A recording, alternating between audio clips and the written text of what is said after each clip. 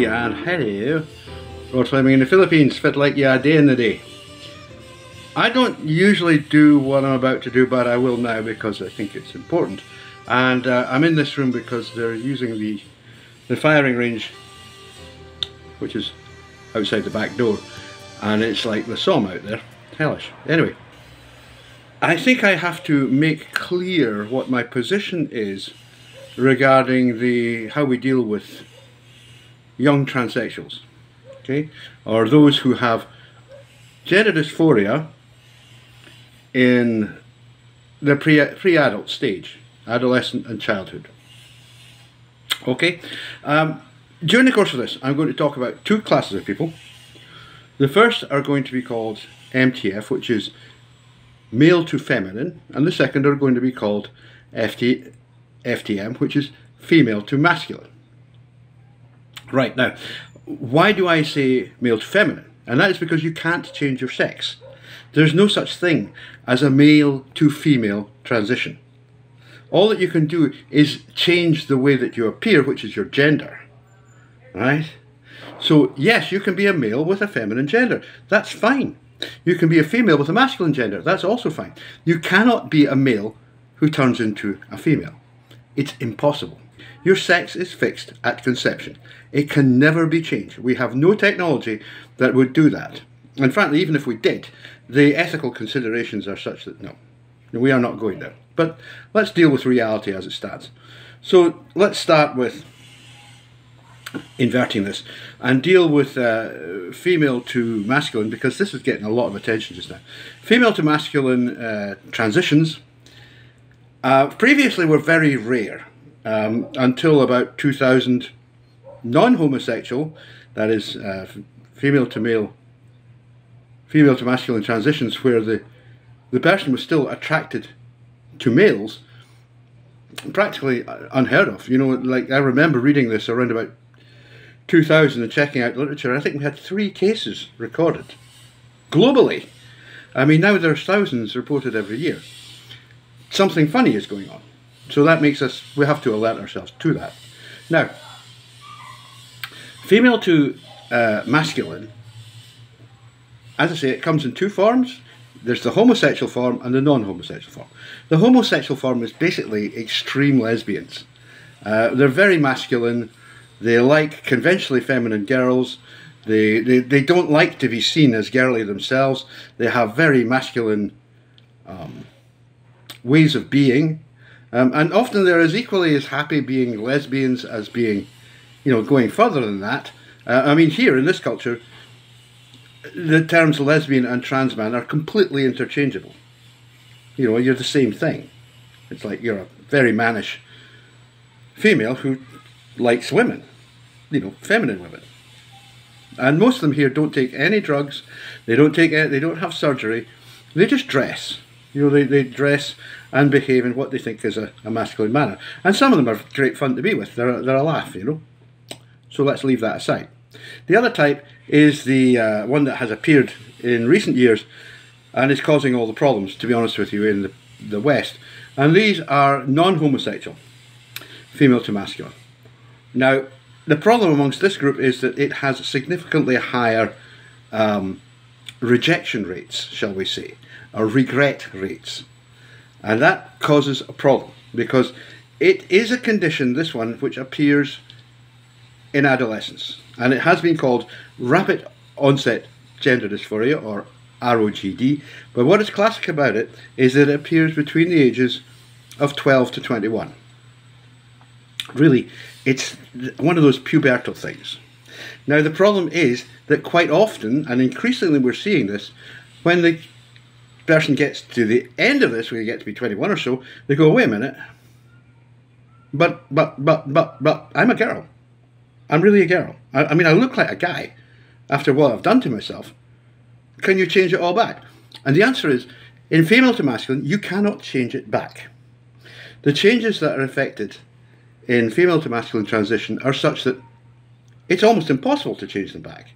Yeah, obviously, if it's just social, if it's just the way you dress and the way you comport, and you like to have big, heavy motorbikes and all the rest of it, that's fine. As soon as you start taking testosterone, we have problems, because testosterone will engender changes that are irreversible. Testosterone is literally a poison to the female body. And what it will do is it will cause you to grow a beard, which is not something you can get rid of. It will cause you to have male pattern baldness. It will cause you to become hirsute across your body. It will cause masculine distribution of muscle, change in the type of muscle you've got. If you start young enough, your skeleton will change to be more closely resemble the male skeleton. All of which is fine, except if you change your mind.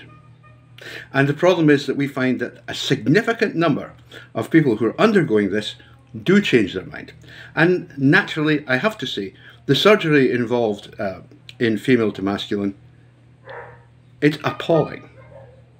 It's really appalling. It's not something anyone should consider ever. So my position on female to masculine is as follows. In childhood, nothing. If they want to wear boy clothes and climb trees, let them wear boy clothes and climb trees. Let them play football. Whatever, doesn't matter. They're just tomboys. There's nothing wrong with being a tomboy. Doesn't mean anything. It just means, you know, that's what you're like. No testosterone at all prior to the age of 18. No breast binding, no surgery, absolutely no surgery prior to the age of 18. And definitely no GRS prior to the age of 25. Okay, so that's an end to all of the, you know, mastectomies, cutting the boobs off, all of the removal of wombs and all the rest of these terrible things that have been done. It all stops. In my view, it should all stop now. I've been calling for a total moratorium on these things for years. Total moratorium means you stop now. Male to feminine is a little bit different. The reason is that the changes that are engendered by testosterone are basically irreversible, whereas the changes engendered by estrogen, which is the main feminizing hormone, are not irreversible. They can be reversed. And I can prove that. It's easy to fact check that.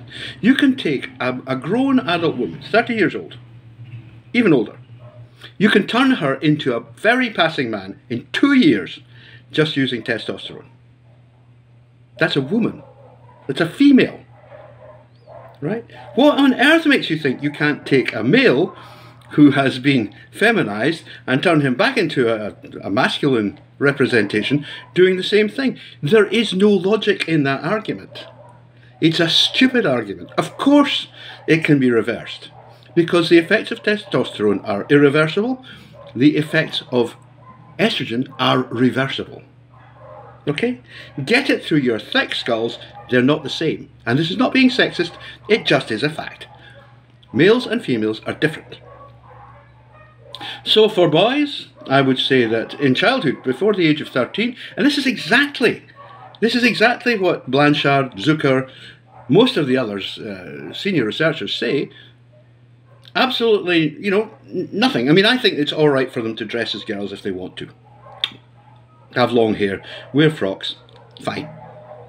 Just go along with it.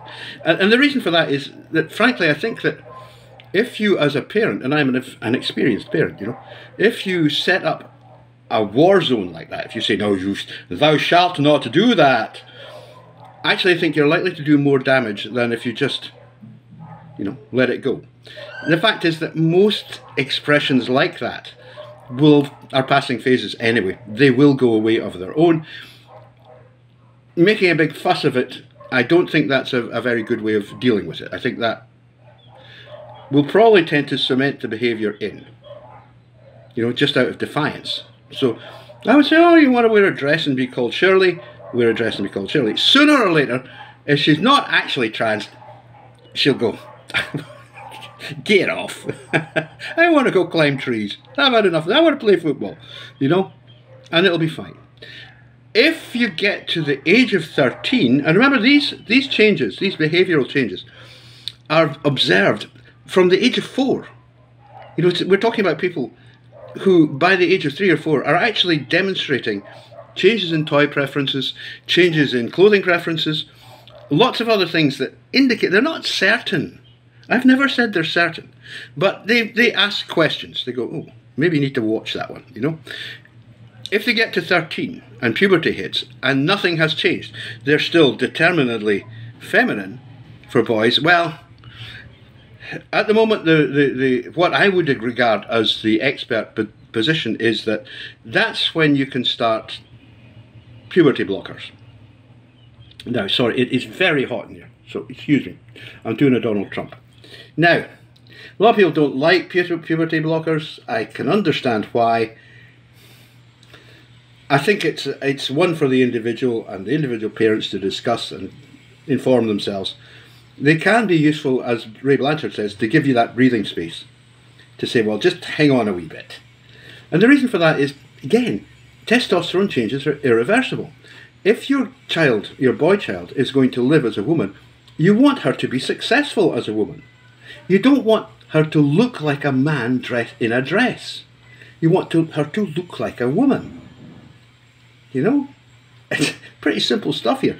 And I do have to say, I mean, you know, I know a lot of trans women. And, okay, the situation is different in Asia from the United States and Britain. But that's because the United States and Britain are weird.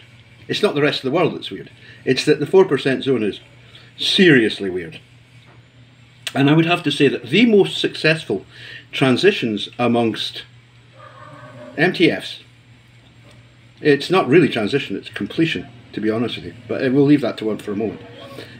In the most successful cases, they started hormones between the ages of 12 and 16. And, you know, by the time they're 22, 23, I mean, they're just gorgeous. I mean, it's like, wow, that girl is beautiful. And you go, well, wait a minute, actually, that wasn't originally a girl. And, you know, you get people like Rui Mariano, Kevin Ballett, people like that, Nisa Manila Vorapong, and now you can see why I don't often name the Thais. They are absolutely stunning.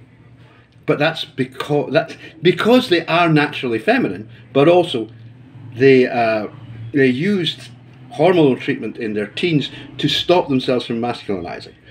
So there's definitely a case, remembering that these hormone treatments can be reversed. In terms of observation, yeah, that's absolutely right. You know, if they come off the estrogen and, you know, go back on, even if not actually taking testosterone, but just allowing their own natural testosterone to take over, they turn back into men. I mean, I know men like this, who were once pageant queens. And it's a bit spooky, you know, it's like, really? You really don't look like you were once a pageant queen. And then they whip out a photograph, and, you know, here you are, look at this on my phone, you know. This is me. This is me 8 years ago. And you go, shit. That was some serious babe 8 years ago, and now you're looking at this half-bald, overweight, bearded guy. Seriously, I am not kidding here. So I'm pretty relaxed about the male side, except as far as surgery is concerned. I don't think anybody should be having genital reconstruction surgery. It's not a sex change. It's just a cosmetic appearance change. Certainly not before they're 18. In females, I would say, as I've said, it shouldn't be until they're mid-20s. In males, I mean, what is it costing you? You know, you're going to be suppressing your testosterone with a blocker of some kind, well, an anti-androgen at least. And it doesn't have to be one of the controversial ones. There's plenty, you know, and they're all pretty effective. Cyproterone is not used in the United States, but it's used elsewhere, and it's very effective. Trust me. So, I mean, it can, you know, don't do the surgery, and we're all going to be all right, because everything else, effectively, can be rolled back. You know, if you change your mind, like I say, I know people like this, you know, who just went, you know, usually it was something to do like their family, you know, you're the oldest son. You really need to get your act together and start contributing to the family properly. And you're not winning any pageants anymore, so you ain't bringing money in. Oh, I better go and get a job. You know, we don't employ transsexuals here, and it's like, well, okay. And unfortunately, that's what they do. I think, by the way, that is, in terms of the Filipino experience, that's becoming less the case at the moment. More and more people that I know have got, you know, regular jobs, public face jobs, working in commerce, in retail, which even, 7 or 8 years ago, no chance, they wouldn't have. And of course they're very happy because there they are, they're beautiful. Everybody looks at them and goes, "You are seriously gorgeous," and that that they got a nice job that they like and that satisfies them, so they're happy. And the whole point of everything is not to keep a bunch of gender crits and various other scumbags happy. It's to keep the people themselves happy. Right? So that's the position. Limited use of hormones. It's beginning earlier in boys than in girls. Yes, certainly.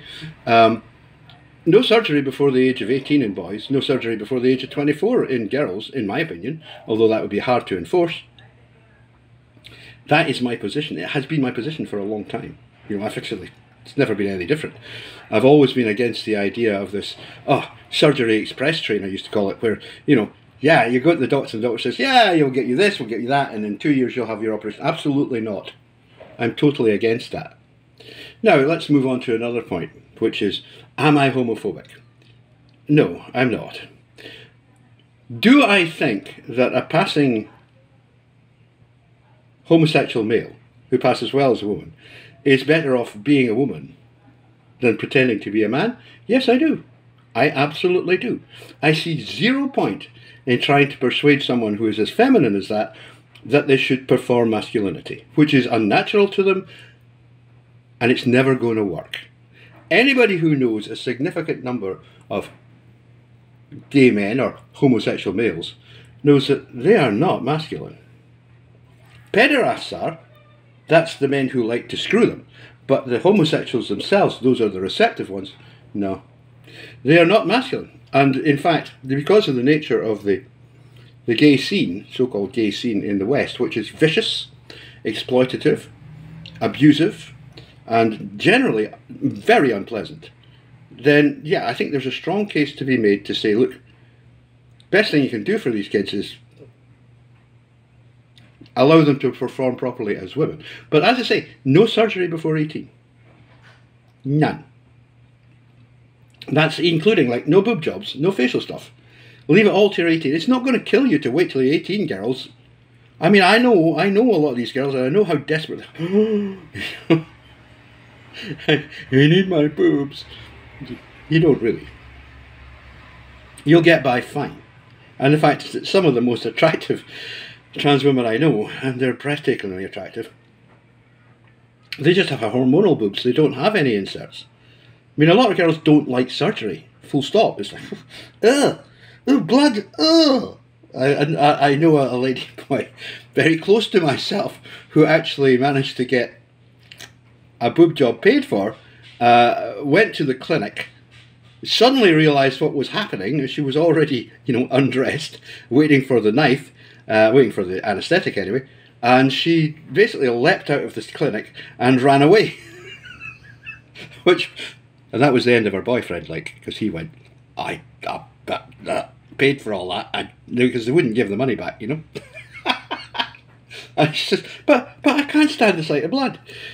There's quite a lot of that kind of feeling, I mean, these are very, very girlish people. They don't like things like blood and pain and, they're terrible patients and all the rest of it. And so, a lot of them, I honestly, I'm not kidding you, they're just quite happy.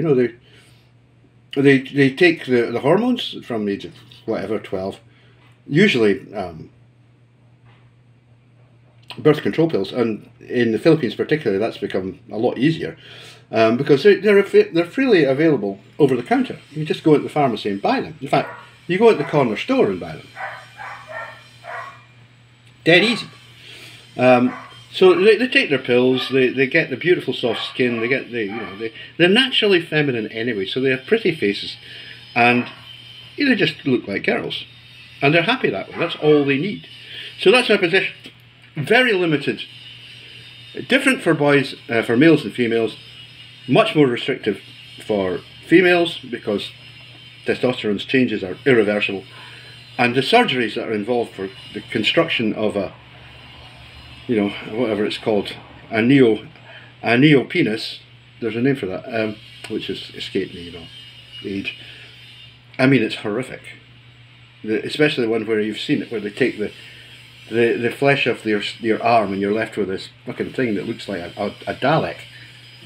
No, I can't possibly say that I would approve of that. No flipping way.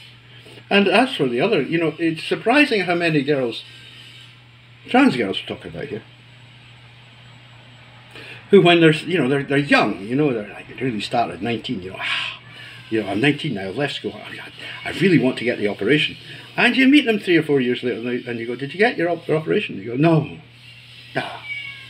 You're not worth it, you know. I've got a great life, I've got a boyfriend. And he likes me the way I am. It's just great, you know, he's a Westerner, he's got loads of money. And why would I bother changing it? And they suddenly realise that actually they're quite happy as they are. They don't need this surgery. It's people seek them out as partners because they don't have the surgery. So, you know, question mark of large proportions there. Now, I'm just leaning forward here to get my notebook. I have never been a fan of elderly autogynephiles. That's any ones who so-called transitioned really much above the age of 20. The ones who appeared really early, 13, 14, and they got on the hormones quick, you know, and they didn't masculinize and are able to live as women. Yeah, some of them are pretty okay actually. You know, it's all right. They don't. I think it's because they don't. There isn't a cognitive dissonance. You know, they don't look in the mirror and go, "Shit, what I actually see is a guy." They look in the mirror and go, you know, actually, I'm quite happy with the way I look. You know, I look pretty good, and some of them do look really good. They can be sometimes very tall, but you know, tall and beautiful. The elderlies, the ones who start later, no. They are never going to pass as women. And what happens is that they get mean and nasty. And I have a little phrase that I coined a while ago which says that, you know, autogynephiles, I call them jeeps. Jeeps always turn nasty in the end. And they do. They do. I mean, sometimes they'll come back and say, look, I'm really sorry I said that. I really didn't mean it. But the fact is, you did mean it when you said it. You know, and they're capable of doing and saying the most unpleasant, nasty things. And I have to say that for, oh gosh, how long is it now? How long has it really been? It's 10 years. Autogynephiles have been lining up to attack me, to smear me, to tell lies about me, all of the rest. They never stop because they're nasty, they're evil. They don't care what I said. The fact is, they don't care what I say or what I think. They just want me destroyed. And so far, after 10 years, they have failed. And it really fucks them off. It really makes them angry that they have never been able to get me. You know? They've never been able to silence me. They've never been able to get me thrown off. I mean, they have succeeded in some cases. They have done me harm. But no, I've always come back, and I always will come back. And every time I come back, I'm going to have learned more, and I will be more dangerous to you girls. Understand that. I don't like elderly autogynephiles. And even the ones who transitioned in adolescence, a lot of them change when they get a little older, and it's not good. You know, they start thinking that it actually might be female. Which brings me to another point. A male cannot be female. He can be a woman, he'll be a male woman. And there's plenty of examples of highly attractive women who actually are male. And I'll put some up for you to see. They're gorgeous, they're beautiful, absolutely beautiful. I mean, most of them started their hormones age 12. You know, they never really went through a male puberty. And they're just beautiful. Lovely, lovely, lovely women. But they're still male. They're male women. You can't change from male to female. That's impossible. And having a prosthetic vagina doesn't make any damn difference at all. I'm sure it's fun to have. I'm sure it's what was the word? It's affirming to have one. But at the end of the day, it changes nothing. You know, you're still XY chromosomes. Your prosthetic vagina is not hooked up to a reproductive system. It's not part of a reproductive system. Well, actually, it is part of a reproductive system. It's just not the right one. It's part of the male reproductive system because there are various different ways that vaginoplasty is done, but essentially they come down to inverting the penis, right, and using that as the basis for the neovagina. And there are a number of different techniques, it doesn't matter, but that's essentially what they do. So the neovagina is in fact a penis. You can't change your sex. You're still male. I mean, you could be gorgeous, you could be beautiful, you could be the best company on the planet. And some of these girls are fantastic company, you know, and they're great in bed, they love sex, you know, it's like, yeah, this is really, because the affirmation level is huge.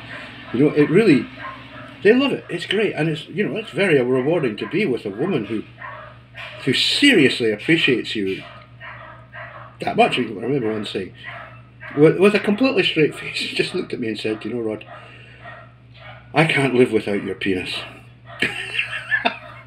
Unfortunately, she then fell out with me, which is a bit stupid. But, you know, that's what they're like.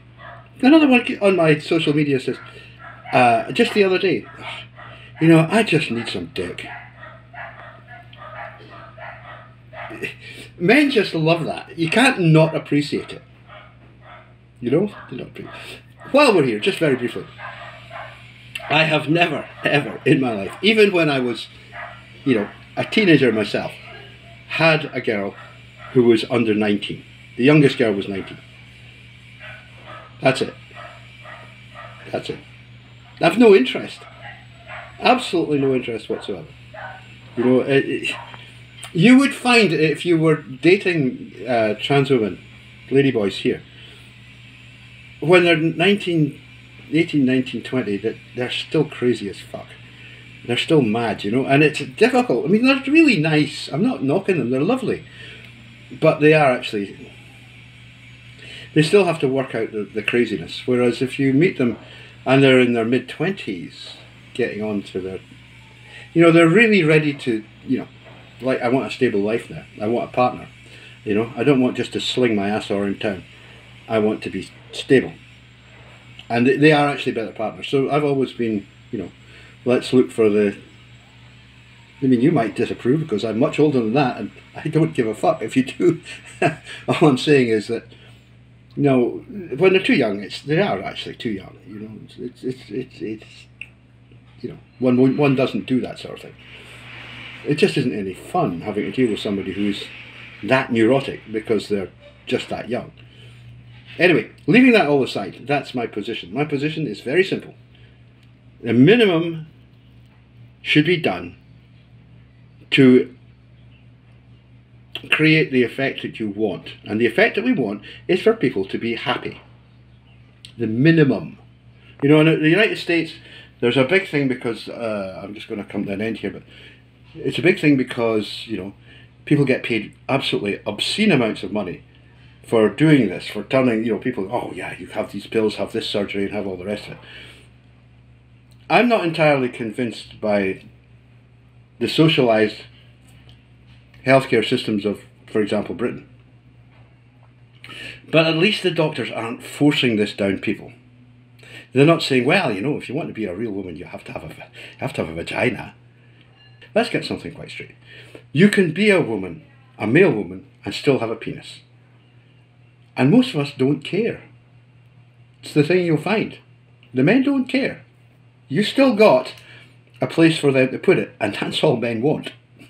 You know, if they're dating a ladyboy, they don't want kids. We're not that stupid. What, you think? You still think babies came out of the bum like you did when you were 6? No, we ain't that stupid. So, you know, the whole craziness about the neo-vagina, and actually Princess Jules on YouTube, you should listen to her. Because, you know, without actually saying so, she basically says, look, the anus is better anyway. than the neo vagina. So why go through all that trouble? You know, why do it? Enough for today. That's my position, and I will in the future always refer to this. I'll do a companion article. I'll refer to this because these are the facts. These are what I think. These are what I've always thought. I have never contradicted any of the positions I've taken in this video. Never. I mean, you could call me a groomer if you like. I don't give a monkey's fuck. Suck it up, buttercup. Bye. 2, 3. Hi, Rod Fleming here, and just a very quick, brief intermission here to remind you that I still do counselling for autogynephiles. Now, I don't prescribe. I do not provide counselling for people who think they're autogynephilic who want to transition. I provide counselling for people who think they might be autogynephilic who don't want to transition, and I counsel the families of males who are transitioning, because it's very, very hard on the family when, you know, daddy decides he's a woman. I'm not particularly gentle, but I am sympathetic. I simply will not support a 45-year-old man pretending to be a woman. If you're that 45-year-old man and you don't want to be a woman, I'm your man. You should be onto me quick. Now, the relevant details are down here. Go onto my site, make contact with me. My rates are very reasonable, and they could save your life. Seriously. They could save your life. At least they could save your marriage. That's got to be worth something. Take care. Let me hear from you. Bye.